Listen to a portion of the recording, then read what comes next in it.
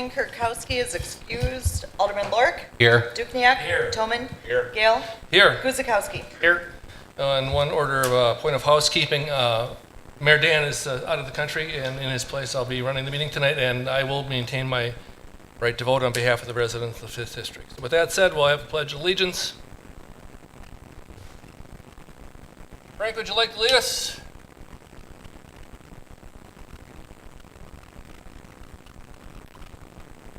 Pledge allegiance to the flag of the United States of America and to the republic for which it stands, one nation, under God, indivisible, with liberty and justice for all.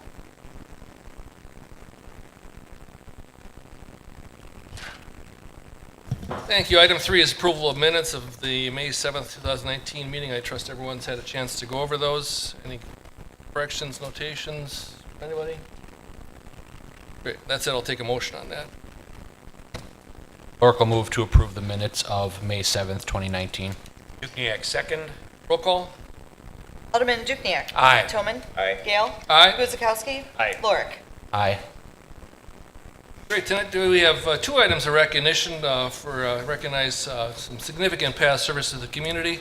First is item number 4, Council Proclamation to Pat Corral for dedicated service to the City of Oak Creek as a member of the Plan Commission. With that, I'll have the clerk read that into the record.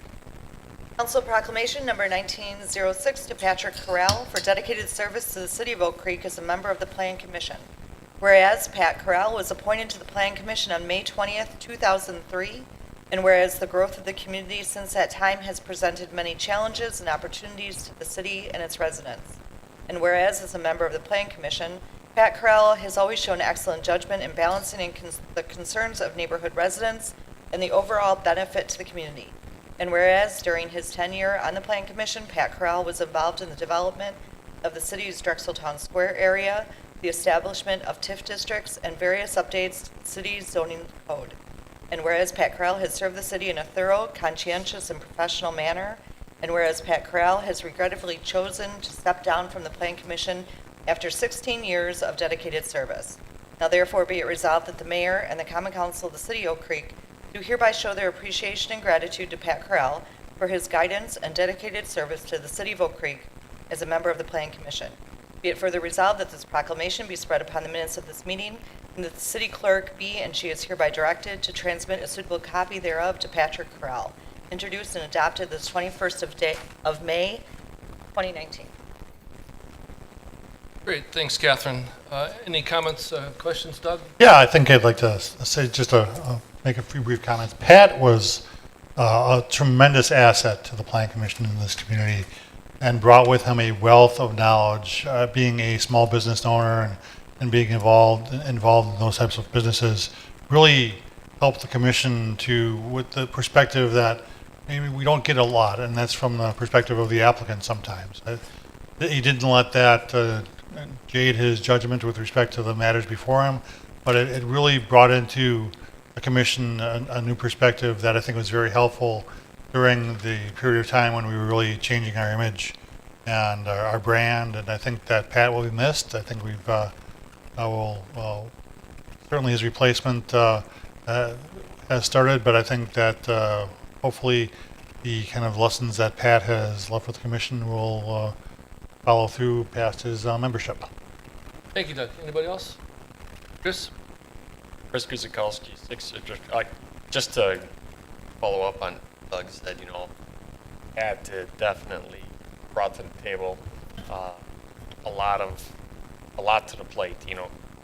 Small business owner, but with that he brought what's good and what's bad for the city.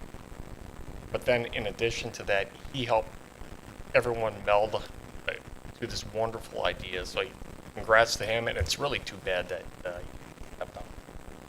Thanks, Chris. Anybody else? I unfortunately didn't get to work with Pat a whole lot since the Planning Commission is one commission I was not able to serve on given my work schedule, but we do appreciate his significant service. Obviously, the Planning Commission is the first line of defense, especially for the Common Council in terms of development. They serve a very needed sort of role in that process of weeding out and kind of vetting various proposals, making sure they adhere to what the community is looking for and demands and what our code demands. So 16 years on that commission is a welcome amount of service, and we appreciate everything he's done for the community. So with that said, thanks to Pat, and I'll take a motion on proclamation. Guzekowski will make a motion to accept council proclamation number 19-06 for Patrick Correll for dedicated service to the city of Oak Creek as a member of the planning commission. Oracle second. Roll call. Alderman Toman. Aye. Gale. Aye. Guzekowski. Aye. Lorick. Aye. Dukenyak. Aye. Great, thank you. Item number 5 then is Council Proclamation 1909 to Frank B. Haybeck for dedicated service to the city of Oak Creek as a member of the Board of Review and city election official. Catherine. Council Proclamation Number 1909 to Frank Valentine Hayback for dedicated service to the City of Oak Creek as a member of the Board of Review and city election official. Whereas Frank Hayback was appointed to the Board of Review on May 18, 1999, and has served on that board for 20 years. And whereas Frank Hayback, appointed in December of 1990, also served the city and the citizens of Oak Creek for 29 years as an election official. And whereas during his tenure, Frank Hayback was involved in a multitude of Board of Review hearings and the elections of countless city, county, state, and federal officials. And whereas Frank Hayback, through these appointments, has served the city in a thorough, conscientious, and professional manner. Now therefore be it resolved that the mayor and common council of the city of Oak Creek do hereby show their appreciation and gratitude to Frank Hayback for his dedicated service to the city of Oak Creek as a member of the Board of Review and as an election official. Be it further resolved that this proclamation be spread upon the minutes of this meeting, and that the city clerk be and she is hereby directed to transmit a suitable copy thereof to Frank Hayback, introduced and adopted this 21st day of May 2019. Thank you, Catherine. With that said, 29 years, Frank, we really appreciate your service. That is an incredible amount of service and hours spent on behalf of the community and the citizens of the city. So with that said, unless any of the common council members have any commentary or? Yes, absolutely, President Gale. I've had the honor and pleasure of knowing Frank for a lot of those 29 years that he worked as an election official. You worked the polling place at the Oak Creek Community Center. It was your home away from home and my home away from home for 18 years or so. Friendly, courteous to those that came in to engage in their civic duty. You know, whether the line was 5 deep or in some elections 150 deep.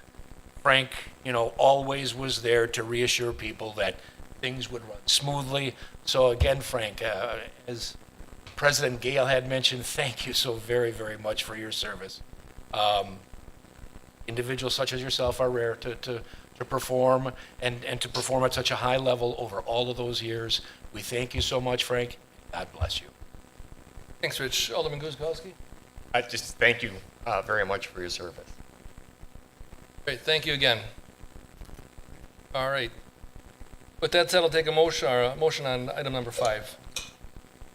Dukenyak move to approve Council Proclamation Number 19-09 to Frank B. Haybeck for dedicated service to the City of Oak Creek as a member of the Board of Review, city election official. Guzekowski will second. Roll call, please. Alderman Gale. Aye. Guzekowski. Aye. Lorick. Aye. Dukenyak. Aye. Toman. Aye. Great. Thank you, Frank. Thank you. Next, we have the first of 2 public hearings. Just the item footnote or side note. If you, in fact, want to make a commentary or a comment on either one of these items, there are forms on the side over there to fill out and bring up to the clerk, and we'll call your name as that item is under discussion. Item number 6 is a request to consider rezone by John Thompson Highgate LLC to rezone and establish a mixed-use plan unit development PUD on the properties at 7705, 7725, 7751, 7781, 7811, 7831, and 7869 South 13th Street. Catherine, you want to read that into the record? Or?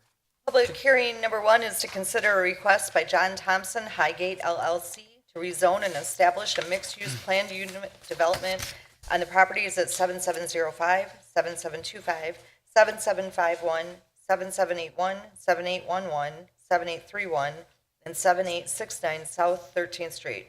Applicant is John Thompson Highgate LLC. Property owner, Drexel Commercial LP, Highgate LLC.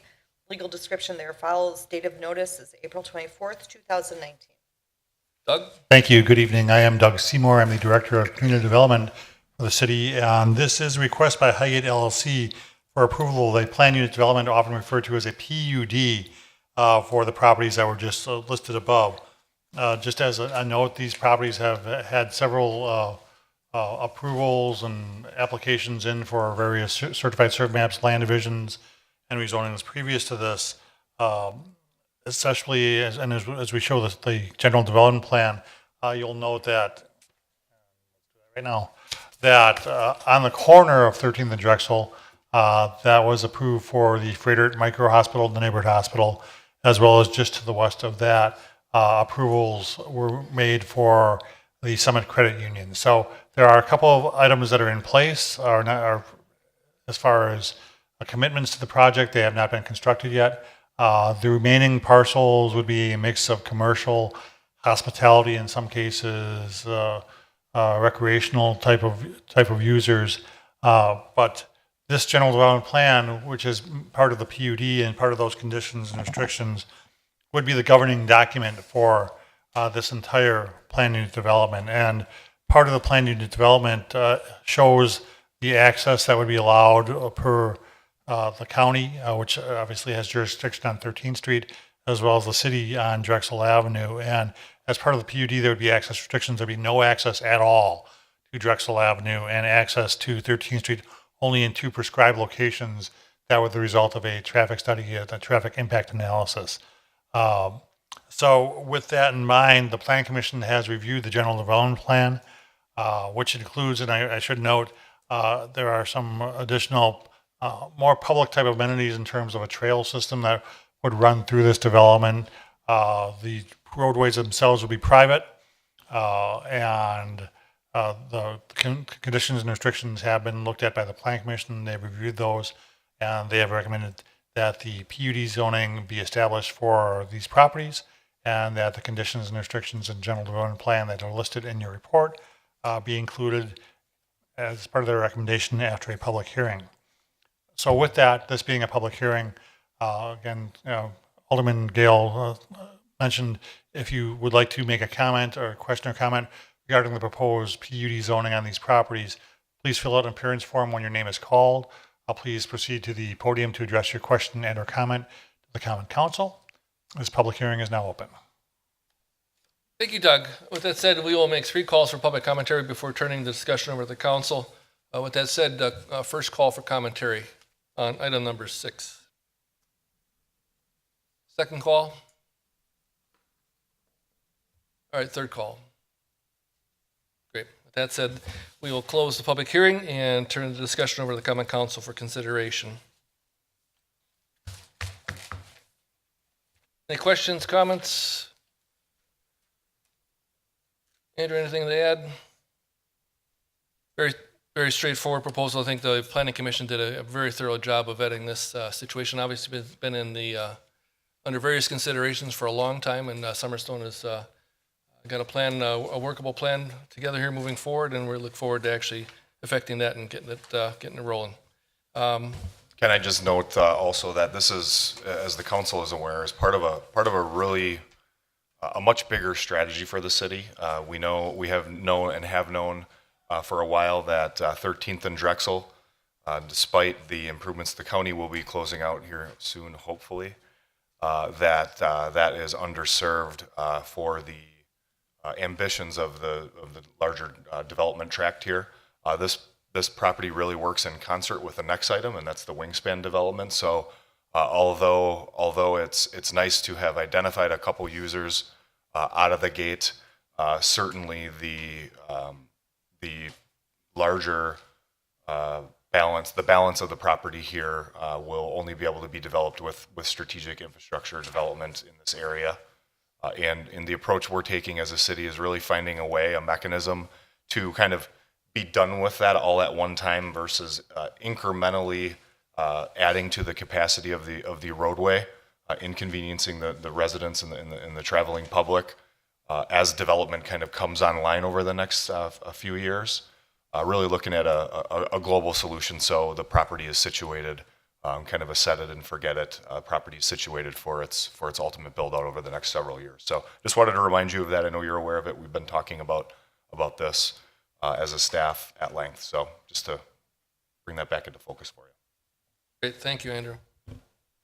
That said, if there's no other further discussion or questions, we'll move on to item number 7, which is the ordinance to consider 2936 to approve the rezoning of the properties at 7705, et cetera, for planned unit development in the first district. I'll take a motion on that. Lorick will move that the council adopt ordinance 2936, an ordinance to approve a rezoning of the properties at 7705, 7725, 7751, 7781, 7811, 7831, and 7869 South 13th Street to B4 Highway Business Planned Unit Development. Dukenyak, second. Roll call. Alderman Guzekowski. Aye. Lorick. Aye. Dukenyak. Aye. Toman. Aye. Gale. Aye. Great, thank you. Next public hearing is for a request by Jason Macklin Wingspan Development Group LLC to rezone and establish a multi-family residential planned unit development on the property at 7581 South 13th Street. Catherine? Public hearing number 2 is to consider a request by Jason Macklin Wingspan Development Group LLC to rezone and establish a multifamily residential planned unit development on the property at 7581 South 13th Street. No change to FW floodway, FF flood fringe, or C1 shoreland wetland conservancy. Applicant is Jason Macklin Wingspan Development Group LLC. Property owner WIZA Investments, Drexel LLC vendor, Drexel 13 LLC vendee. Legal description there follows. Date of notice is April 24th, 2019. Thank you. Doug? Thank you. Wingspan Development is requesting approval of this PUD for the property at 7581 South 13th Street to be rezoned to RM1 multifamily PUD. As a note, this property was included in a recent amendment to the comprehensive plan when the future land use was changed to mixed residential in June of last year. So per the submitted general development plan and project narrative, there would be 6 3-story apartment buildings, each having 40 units with underground parking, as well as 3 2-story apartments buildings with 20 units per building with attached garages on the proposed west side of the property. You can see the general development plan on the screen before you right now. Of the 300 total apartments being proposed, approximately 10% would be studios, 42% would be 1-bedroom units, and 38% would be 2-bedroom units, and 10% would be 3-bedroom units. So that kind of goes to the market at which this development is trying to meet. We've heard it so many times before, that we should be cognizant of the impact on the school district. And I think this market mix, this unit mix, speaks that this is not really geared towards those folks. Obviously, there's a few 3-bedroom apartments, but it's mainly 2s, 1s, and studios. So the impact on the district should be negligible. You do have conceptual floor plans on there. This proposed development, and I don't know if the applicant intends to speak, but I'll just give a very brief summary of it. It makes use of a primary single entrance off of 13th Street. Keeps the vast majority of the wetlands intact, serves as an actual buffer and an amenity to the development, as well as preserving a buffer to the neighborhood. It offers things such as dog park, grilling area, Zen garden, just a very well thought out development. And then during the review of the plan by the Plan Commission, I mean, there was the feeling, and I'll certainly let the folks on the Plan Commission speak to that, but they thought it was a very well thought out and designed site plan. It also obviously does not exist in a vacuum, and having just recently approved the PUD to the south of this, although it contains a single access off a private road from 13th Street, it also provides for a cross-access easement between this and the Highgate development to the south. And these 2 property owners have been working together to coordinate where that access should take place. And as you'll note, as we talk about the conditions and restrictions, I will note that the requirement, and I must apologize for this, I put this together and usually Carrie does, so blame me on this one. The Plan Commission considered that the offer of access, the unilateral offer of access by this property owner was a requirement, not that they had to execute it with the property owner themselves, because that obviously would rely on the action of another party, which we obviously can't do. The second point of the planning and development conditions and restrictions, where we typically would have a 12-month time to commence construction, the Plan Commission also had increased that to 18 months. So just trying to think, the wetlands comprise 10.6 acres on the property, and 10.1 of those would be preserved. So there would be some minimal wetland fill areas. The floodplain areas would remain completely undisturbed. There was a mix of different parking. I mean, the majority and a good portion of that would be either underground or in attached garages spaces. There would be some parking stalls, some surface parking to provide more than adequate parking for this development, for its residents and visitors. The density actually on the site, our code allows for 14.5 units an acre, which would allow, kind of excluding the wetland, up to 340 units. So 300 are proposed. I think as the Plan Commission's review bears out, I think they feel this is a well-designed, appropriate addition to the mix of higher-end multifamily units that are serving not only Oak Creek, but regionally. Again, being on a private road system, the demands on services would be minimal.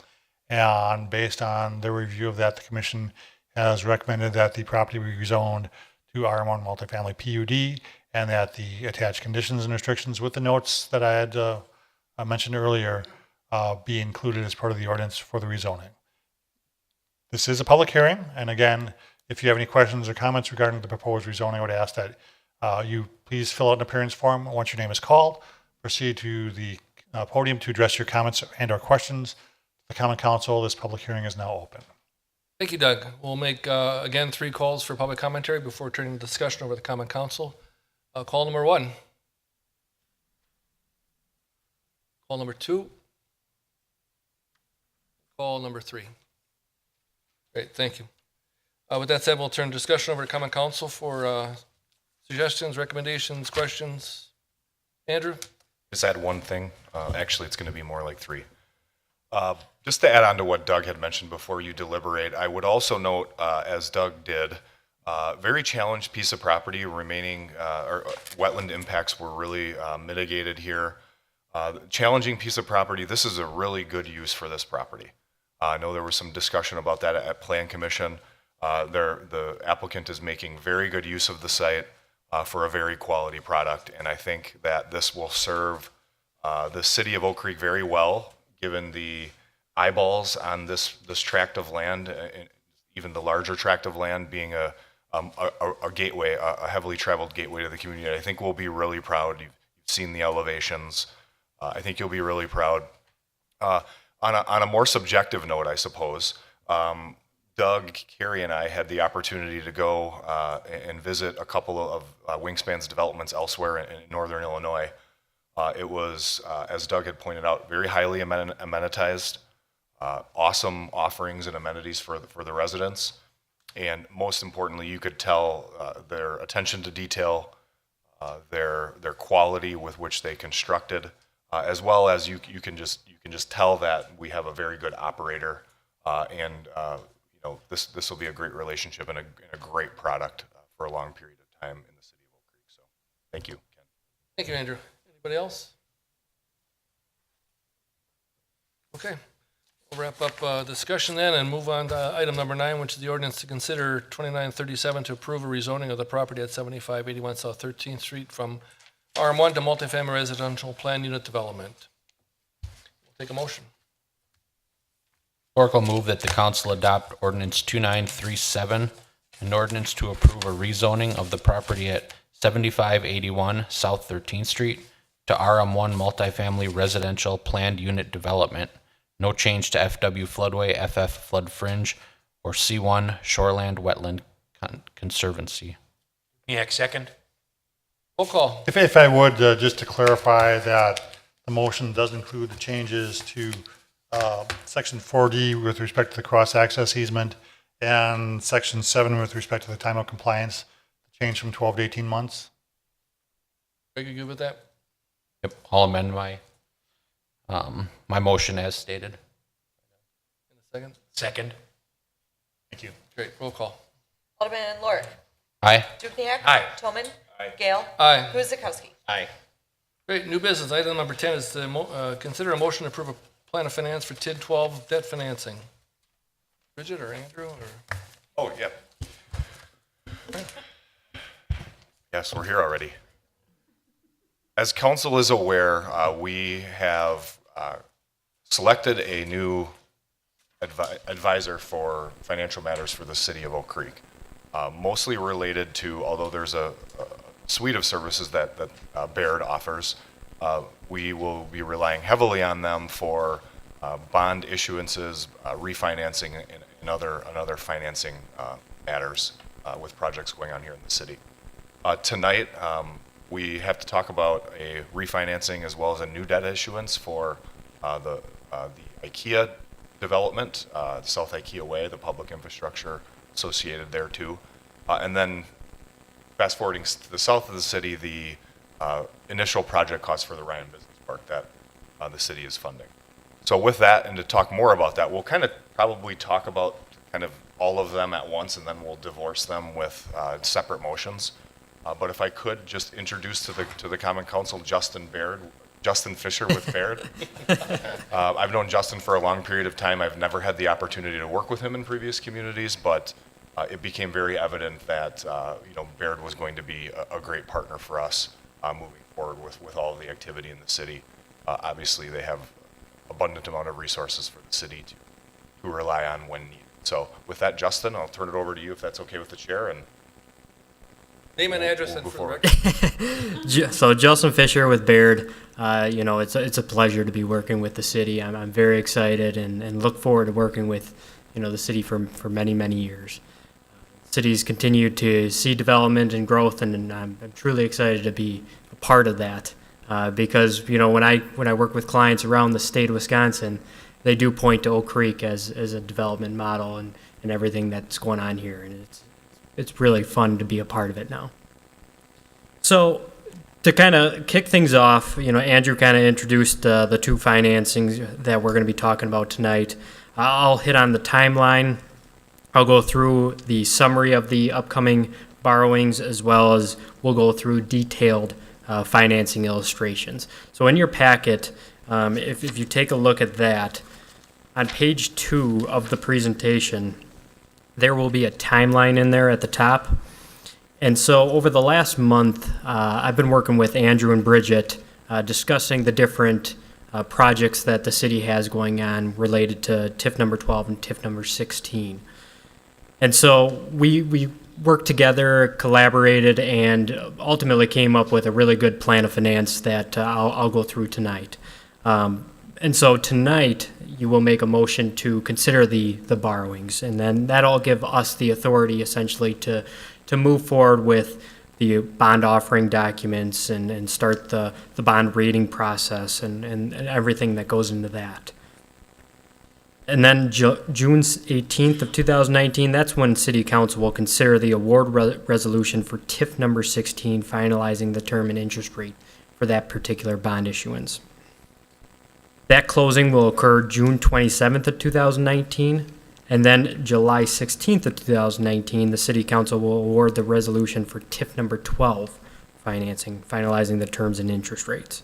And that closing will occur August 1 of 2019. So the city has a very strong bond credit rating, a AA2. We've looked at the financials and everything that's going on with the city. It's a strong AA2. We don't anticipate any changes with that. And so, by having such a high quality bond credit rating, that ultimately leads to lower interest rates when you go to the bond sale. So it's very important to continue to monitor and watch that bond credit rating, and the city's done an excellent job with good management, good fund balance, and obviously seeing the development helps out a lot as well. So at the bottom of the page, you can see the different borrowings that will take place over the next few months. The first one being $2,850,000 taxable general obligation promissory note. This is for TIF number 16 for the project costs related to that TIF. And the structure will be maturing June 1 of 2020, with the first interest payment being June 1 of 2020. The plan is to put a call feature in there October 1 of 2019, and monitor that once it makes sense to refinance that into longer term debt when the revenues from the TIF come on board. The estimated rate around for that particular issuance is going to be around a 3.50%. The next issue is in the amount of $4,110,000 for general obligation refunding bonds. This is related to the 2016 notes that were done on a tax exempt basis in TIF number 12.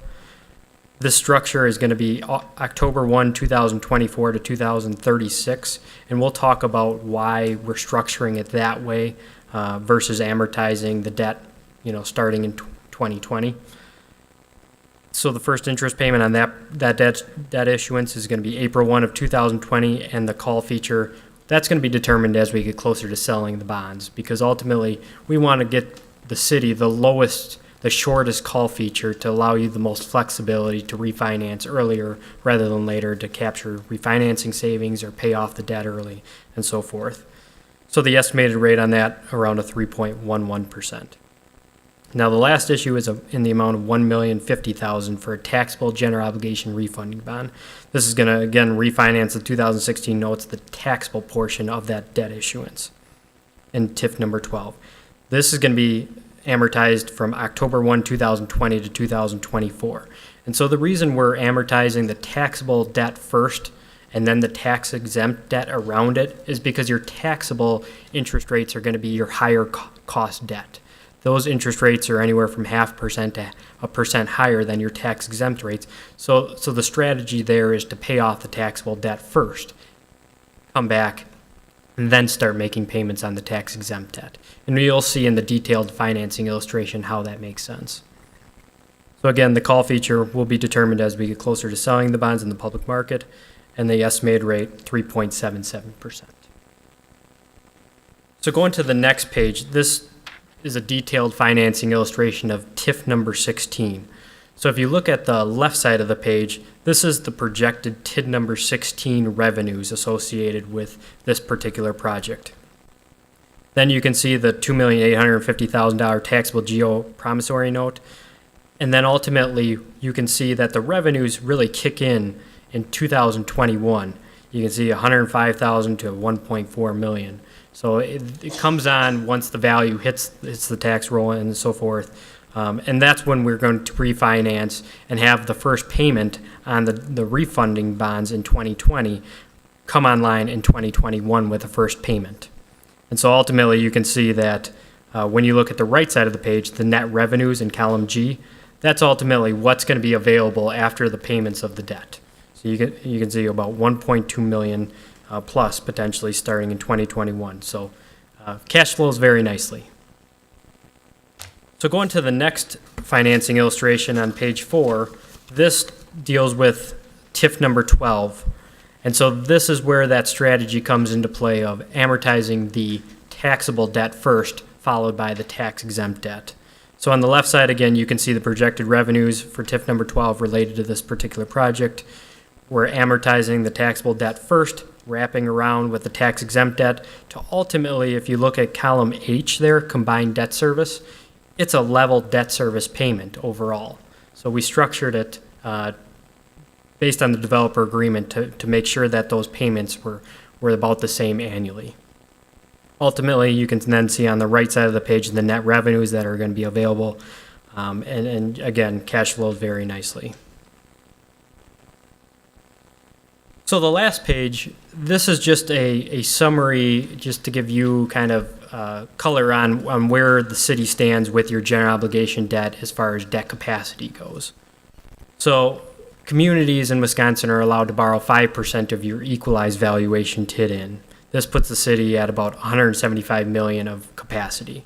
You know, once you factor in the debt that the city has outstanding, there's about $76 million in debt capacity remaining. You know, the city's been growing at a good rate. We estimate, you know, to be conservative, say a 2% growth factor in there. We layered in these debt issuances that we're talking about tonight, which you can kind of see in the blue and red. And you can see that the city's still going to be in a very good position going forward with debt capacities. But that's absolutely something that we're going to continue to monitor, constantly for the city.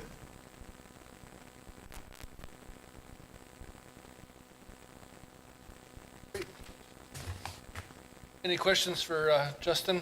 Alderman Kirkowski, welcome. Thank you. There we go.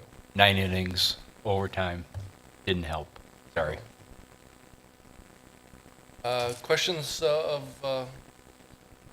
thing for Andrew or Bridget? Andrew? I'd just add, as relates to the TID 16 finance, plan of finance, if you recall the deal structure, council, the pecking order, the priority order of that, let me back up. The principal amount we're talking about there is for the other park remainder site costs. I know that's a defined term, and I probably remember that, and Melissa remembers that more so than you do, but that is all of the on-site improvements to prepare the Ryan Business Park that the city itself was taking on upfront. That's our only upfront cost for the entire business park as well as the entire Amazon deal. If you recall the deal structure, the pecking order is the priority use of the increment from solely the Amazon project is to pay off that debt service. So despite what Justin's analysis had showed, we knew that was always going to be covered. He showed you a cash flow projection based on that, but that's always coming right off the top of any other costs associated with the Amazon deal. And obviously the Amazon evaluation is more than enough to cover the debt service that we're projecting. So just wanted to redraw your attention back to that piece. And also I noted in my opening comments that we had 2 financings to discuss tonight.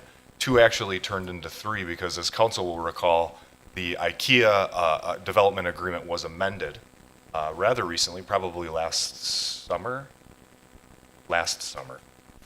And with that, in partnership with the the firm, utilized unspent bond proceeds. Part of their utilization, part of their request in that amendment was a reimbursement that it included some on-site cost recovery.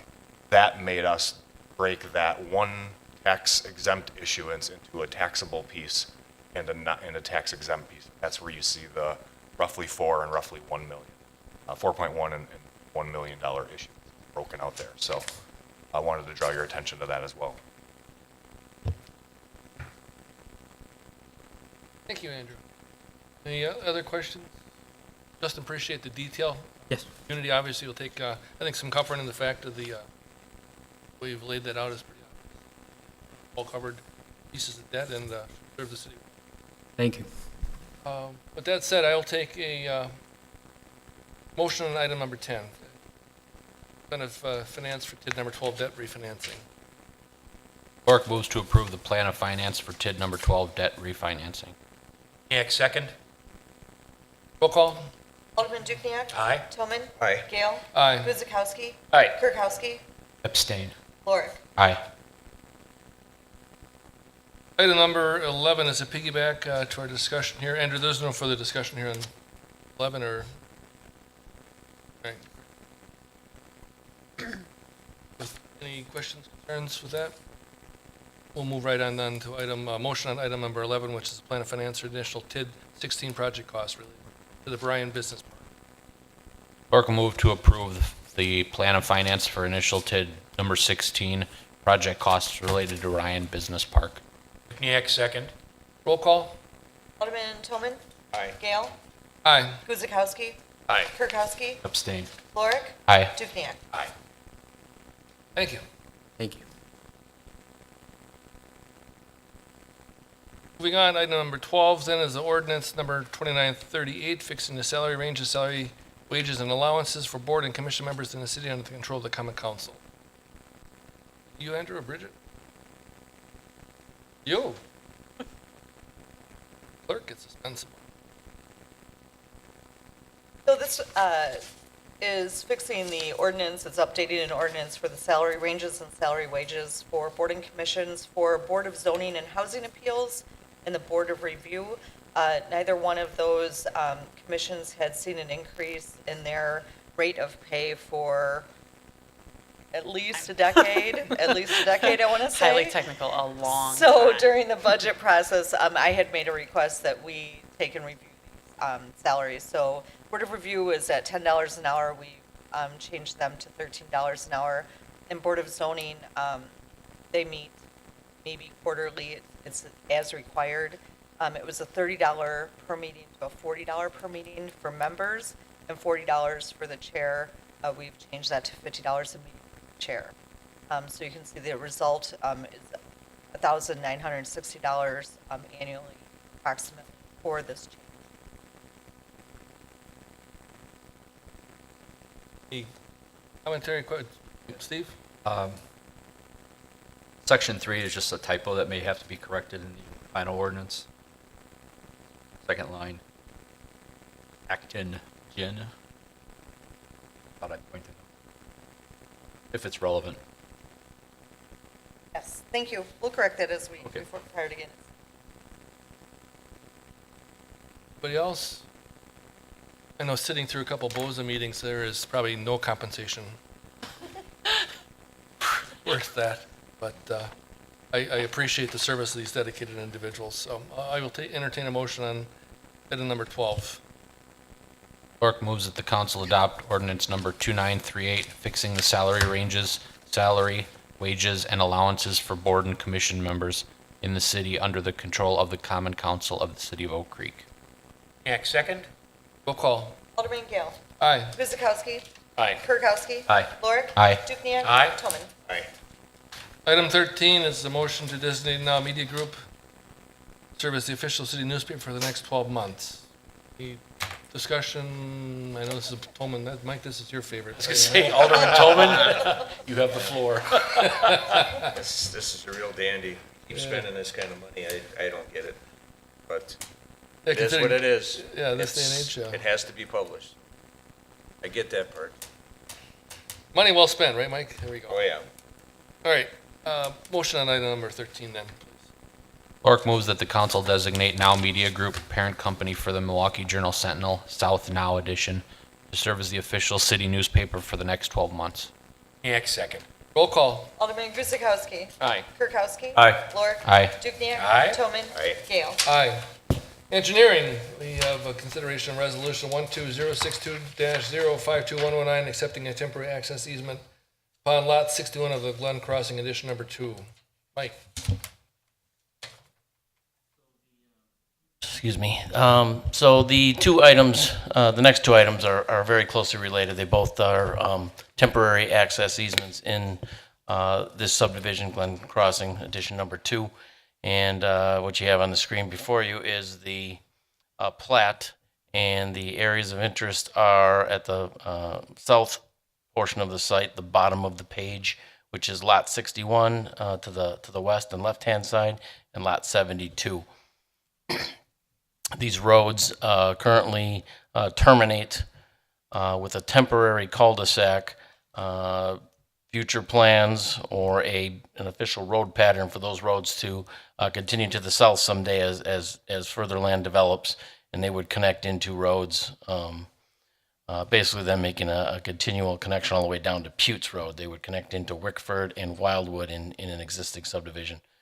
But at any rate, what we're looking at is lot 61 under this item, and there is they were required as part of this development to get that temporary cul-de-sac in there, and that facilitates turning movements for city vehicles and basically the general public. And that affects those lot 61 in particular. Lot 61, I got another graphic here. Lot 61 is kind of a strange lot. It's got the full, I guess what you generally would see, a rectangular dimensions, and then it's got like a south leg to it, and that's what's shaded on the screen. And so that is that easement is contained in that area in the cul-de-sac. You can see the pavement there. So basically, that lot would still be buildable, just no building of anything on that south leg of that lot. this easement and this cul-de-sac would be in place until such time that that road extends further to the south. So it's fairly simple. This is something that's been done for many years. Is these residential subdivisions basically have a temporary terminus. Thanks, Mike. Any questions, comments? Great, with that, we'll take a motion on item number 14 then. Clerk, move that the council adopt resolution number 12062-052119, a resolution accepting a temporary access easement upon lot 61 of Glen Crossing Addition Number 2, aka 8479 South Rosewood Trail. Dukenyak, second. Roll call. Alderman Kirkowski. Aye. Lorik. Aye. Dukenyak. Aye. Toman. Aye. Gale. Aye. Guzekowski. Aye. Thank you. Item 15 is a resolution 12063-052119, accepting a temporary access agreement upon lot 72 of Glen Crossing Addition Number 2. Mike, Yes, so basically, very similar conditions as the last item. This is a little bit different. If you see lot 72 on the graphic, the cul-de-sac basically takes up a large portion of the central portion of the front, what would be the front yard of that house. And the cul-de-sac, of course, encompasses that. So the difference between this and the last item is that this lot cannot be built upon with a house until that cul-de-sac is deconstructed and the easement is voided. any questions, comments, concerns?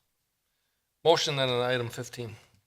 Clerk moves that the council adopt resolution number 12063-052119, a resolution accepting a temporary access easement upon lot 72 of Glen Crossing Addition Number 2, aka 8493 South Nighthawk Trail. Dukenyak, second. Roll call. Alderman Lorik. Aye. Dukenyak. Aye. Toman. Aye. Gale. Aye. Guzekowski. Aye. Kirkowski. Aye. Item 16 is a resolution to consider granting to We Energies a permanent easement upon 9555 South 13th Street for utility relocation.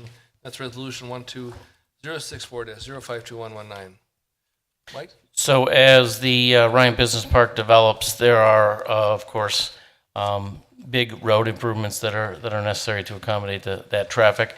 And related to that is also then relocation of utilities in that 13th Street right-of-way.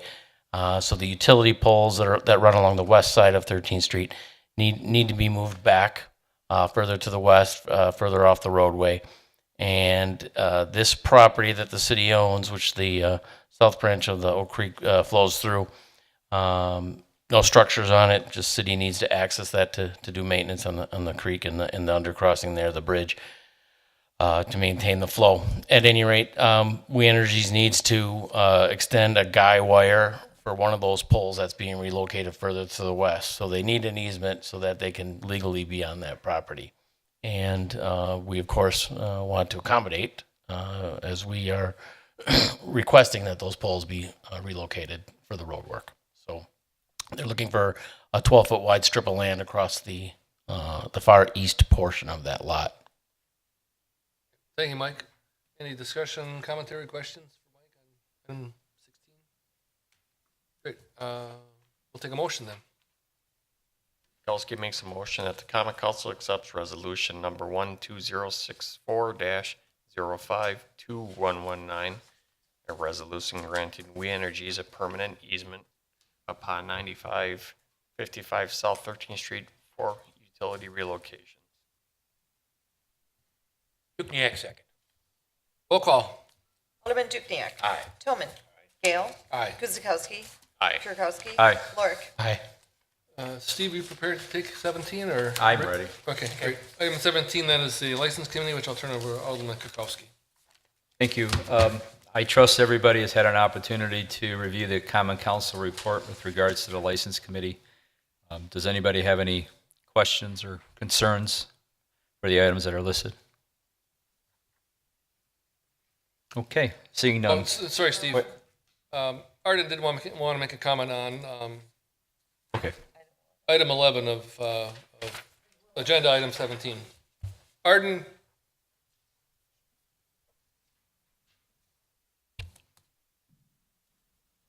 just for the audience sake, that is item 11 is granting a temporary Class B beer, Class B wine license to Carolyn Bakevich, agent on behalf of the DTS Summer Solstice Festival in Drexel Town Square, be held June 15, 2018. Arden, And then name and address for the record. Thank you. Arden Degner, 8540 South Pennsylvania Avenue. I also noticed item 7 also. Here we have these licenses given to a member of a city committee. And as I mentioned previously, the Oak Creek Health Department, 218 annual report,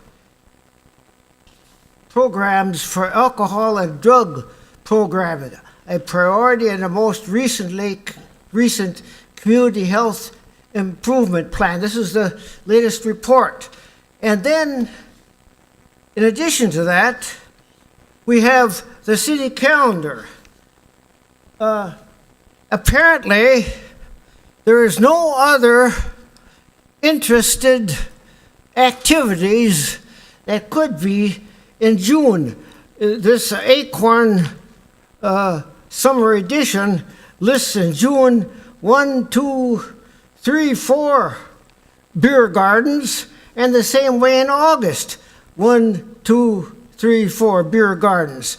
Is this the best type of interest that we can do? Because the problem is addiction, and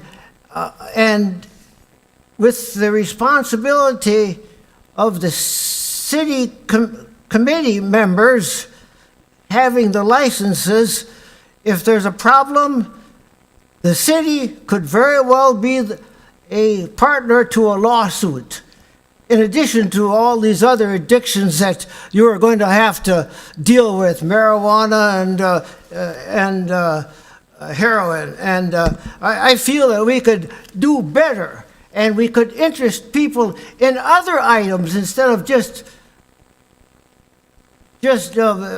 tacking on onto the city a similar item that is apparently in the county park system. Thank you. Thank you for your comment. Any other questions, concerns on item number 17? Otherwise, we'll take a motion. And Sorry, I've Michael? got one. Item number 4 for the Spaglia event held at Lake Vista. I'm not going to mention any names here, but we have a potential caterer that's coming in and doing that party. I don't know if anybody has any information on it, but my understanding was that that person wasn't licensed through the state, and I just want to make sure that the city doesn't incur any liability. The caterer that's coming into that event. That was discussed at the License Committee meeting, and all parties are aware of the fact. It's my understanding that if that caterer is not licensed in the due time, the caterer will be replaced by somebody who is. The timeline could be a problem. Getting a caterer for that large of a venue, that has to be actually vetted quite early. The date's coming up. Catherine might be able to add a little bit more information if you'd like to, Catherine. I am aware that the current caterer is going through the licensing process with the state. I don't know what the status is. I can request that next. I know that the planners of the event from the requester are keeping in touch with that, and that they have advised me that should that caterer not be licensed by the event, that they do have a backup. We will, and our city sanitarian is working with them as well. And although we don't license them, we do require that they're licensed through the state, and then they are subject to inspections through our city. So I think as far as the city's concerned, whoever they choose will still follow course and will be permitted to do. Okay, that was my other concern, that we don't compromise our sanitarian. Okay, thank you. Okay, thank you. Good, Mike? Yeah. Any other questions? All right, Steve, thanks. Motion? Thank you. Kirkowski will make a motion to adopt the License Committee recommendations as listed on the May 21st, 2019 License Committee report. Dukenyak, second. Roll call. Alderman Toman. Aye. Gale. Aye. Guzekowski. Aye. Kirkowski. Aye. Lorik. Aye. Dukenyak. Aye. Item number 18 is the vendor summary for the May 15, 2019 report. Combined amount of $582,835.43. Bridget's in the audience. Obviously, questions can be directed her way. Anything? That's it. I'll take a motion on item 18. Kirkowski will make a motion to approve the May 15, 2019 vendor summary report in the combined total amount of $582,835.43. Oracle second. Roll call. Alderman Gale. Aye. Guzekowski. Aye. Kirkowski. Aye. Lorik. Aye. Dukenyak. Aye. Toman. Aye. Great. Well, that does it for our meeting tonight. It looks as though hopefully the weather was about to change for the better for the holiday weekend. So get out there and enjoy Oak Creek, as the mayor would say. And with that, I'll entertain a motion for adjournment. Sorry, Steve, you want to make a comment? Yeah, I replied to your comment. I just want to say that I had tried very hard to be here for the start of the meeting tonight, but if you understand the situation with my other job of being an umpire, it's awfully difficult out there right now. In fact, I was supposed to be in Kenosha, but I got switched to Martin Luther, and that was a pretty good bet. But then we went 9 innings, and that just totally wiped out the opportunity to be here on time, because at 6:15, we were in the 7th inning, and we were looking good. So I did prepare some comments I wanted to make with regards to the items that were for the first district, but I'm assuming they all passed, right? Items passed unanimously? Yes. Unanimously, okay. So I'm not going to make any comments other than the fact that I prepared comments, but I just wanted to say that I did have a lot of discussion with residents, some in favor, some opposed. And I did ask some people, well, if you don't want an apartment complex there, what would you like? And they said, well, anything other than an apartment complex. So I did not respond with, well, then a trucking terminal would be okay, or anything else that would have been very, not as nice as an apartment complex. So be that as it may, a lot of people said yes, a lot of people said no. We all know the property's been around for a long time, looking to be developed. And as for I won't read my comments, but I would just sort of said I would have supported the. Unfortunately, with the item being passed, we can't even. What was that? With the item being closed already, we can't even accept. Well, okay. Well, I just wanted to make those All comments. right, we appreciate it. That's good. I'll make a for motion adjournment? I'll make a motion to adjourn. Lorik seconds. Roll call. Alderman Guzekowski. Aye. Kirkowski. Aye. Lorik. Aye. Dukenyak. Aye. Toman. Aye. Gale. Aye. Great. Good evening.